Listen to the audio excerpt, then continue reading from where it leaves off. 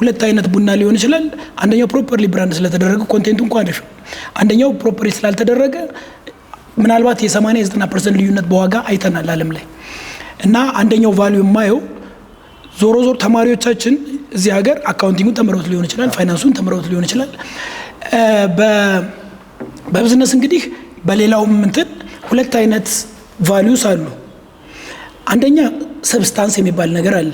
ሰብስታንስ የምታውቀውን ነገር ማወቅ ማለት ነው ሁለተኛ ደግሞ ፎርም የሚባል ነገር አለ ያ ደግሞ የምታውቀውን ነገር በማወቅ ሌላ ሰው ምን ያክል ያውቃል ነው አሁን ኤሴ የሚደፍልልን ቀዳዳ ሁለቱን ነገር ነው ለምንድን ነው አንድ ሰው ለምሳሌ እኔ ኮሌጅም ምንም ሳልሄድ በራሴ ቁጭ ብዬ ቤቴ ውስጥ አካውንቲንጉን ፋይናንሱን ከማንም በላይ ላቀው ይችላል ግን ነገ የዓለም አቀፍ ገበያ ላይ የሀገር አቀፍ ገበያ ላይ ስቀርብ ምን ብዬ ነው ሰውን ማስረዳው በመሐላ በመናምን የሚሆን ነገር አይደለም የሚሆነው አንዳንዴ ጉልበት ምቆ ይቆጥብልሃል ለምሳሌ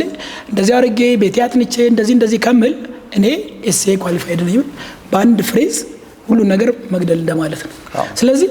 ለሳብስታንሳችን ለምናቀውም ነገር ብራንድ ይሰጥልናል